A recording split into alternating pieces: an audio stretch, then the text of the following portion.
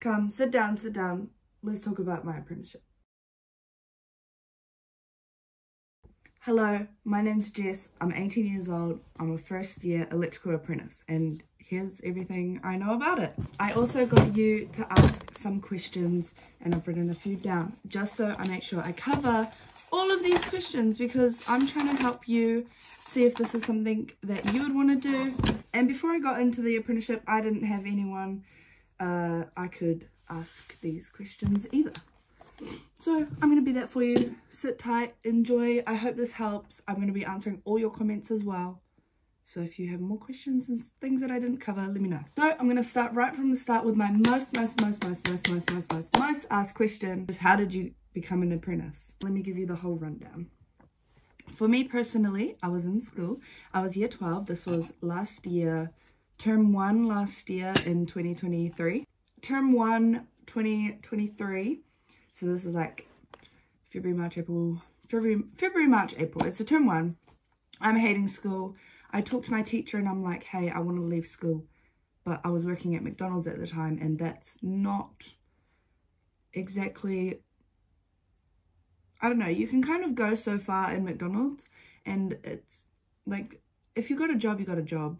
McDonald's was a great place to work, but I found it would be a temporary place and I wouldn't be, my brain wasn't being stimulated. I wasn't feeling like, I just wanted something that's a career. So my teacher and I were looking through options and he said, what about being an electrician? I found this super interesting because I did enjoy my math and physics in school, probably out of all the subjects that I was taking. Like math and physics were kind of easier to understand rather than like English. I didn't have quite the English brain. I had more of the logical. He ended up saying, what if you became an electrical apprentice? I found this to be such a great idea. So through the program, Gateway program, which is, I think it's just during school, I was connected with this company. So my school and this company had already had connections and previous older people from my school had actually gone and done the same thing as me and went to this company through the school. So I did work experience days, which meant I turned up, I think I went on Thursdays. So I'd turn up on a Thursday for the whole day. So from 7 till 5, I would just work and get the experience of working. I did that for 2 days, so 2 weeks. I did 2 Thursdays. And then I had to do a service IQ placement at the warehouse. So if you remember seeing me in a warehouse uniform, that's because I had to go do that for 5 weeks. And I was so bummed because, you know, you had to go do this warehouse job, but work at the warehouse, which was really boring. I'm sorry, props to warehouse workers. It really does not interest me. I had to do 5 weeks of once a week going to the warehouse to complete this service IQ so I could get credits for the subject because doing Gateway was a subject. Sometime during the 5 weeks, I went into the company and I had a list and I wanted to ask them lots of questions because I was still hating school and I just wanted to drop out completely. The only question I can remember asking was, if I drop out now, do I still have the opportunity to get a job here? Because I wouldn't have got my level 2s. Like I was just talking about my options and like if I just left school now and still did the work experience, would I be able to get a job in some way? So we had such an awesome chat. A great just chat. We're all on the same page. I can't remember. I just remember it being good. And then like a week after that, I got a call from them offering me a job as a labouring position. So I managed to scavenge some credits to get my level 2s and level 3s in term 1. And then 1st of May 2023 is when I first had my first day as a electrical labourer. And then I'd been working and working. And then September, we had one of the apprentices leave for whatever circumstances. And I then took his apprenticeship. And so I got my apprenticeship in September and then started, go around the year. I think February, we started the actual bookwork and everything else to do with the apprenticeship. So that's my story on how I got my job. I'm very lucky because I didn't have to go find it. It was found for me and I didn't have to do a proper interview. We did have like a little interview for the work experience, but that was just a chat talking about everything, and it was with another guy from my school as well. So it was both of us just sit in a room with a teacher, and we had the manager and the big boss. And we just had a chat about everything, and they were like, yeah, we would love to have you guys come in. So it wasn't, I didn't even have to do an interview. Biggest tips for if you're looking at getting a job or apprenticeship and you're not in school, or if you are in school, look at your gateway options, talk to your career advisors, talk to your people in school. You'll find someone who will know something who can help. But if you're not in school and you're looking for a job, they don't really post apprenticeships on like job websites. That's why I recommend going in with your CV, offering work experience like once a week, twice a week, offering your time to learn, and it shows you're keen. You don't need experience beforehand. Like when I was going into this apprenticeship, I had no experience. I had no idea about electrical. I had no idea about this, that. I do know that there is pre-trade courses available and other courses available that can help look good if you're trying to get an apprenticeship. Doing that course, it shows that you've got the experience for the job, and I feel like companies are more likely to hire someone who's done the pre-trade because they've got all this knowledge. I've got the question, as a girl, is it hard? Not at all. I'm so lucky and grateful that all the job sites I work on are just really cool plumbers and builders and tilers and floorers, just whatever job site. If we go to a job site that has other tradies, they're all really nice, and I haven't had a bad experience in my 1.5 years of working, thankfully. I don't want to say I love all my co-workers because I don't like love my co-workers, but I love my co-workers. Like, they're real cool and they're real good people, so I'm very stoked. We got bookwork between other trades. I don't know what other trades are, but to become a qualified electrician, it's not done on hours or anything. It's literally done, we get our 3 years of bookwork. So I'm in my first year, so I'm doing all my first year books. And then there is 2 exams. One is a theory exam, so that's just your knowledge exam of how many, I don't know, just your theory exam. And then we also have your regs exam, where we have the big regs, which is like the rules, the wiring rules book. AS/NZS 3000, 2007, 3000. And that's all our wiring rules. And we have to just like flick through a book. So this one's the easier test because you just have to look through the book. Whether the theory test is just you have to know. So we have the 2 tests. We have, I can't remember how many sign-offs, but there's like a bunch of sign-offs, maybe 40. Excuse me. And the sign-offs are proving that you can do something. For example, if it's joining a cable, you just do it, take your photos, upload it, write your little answer all the questions on the task of the sign-off, and then you upload it. I think I've got 14 to do in my first year, and I've done like maybe 11.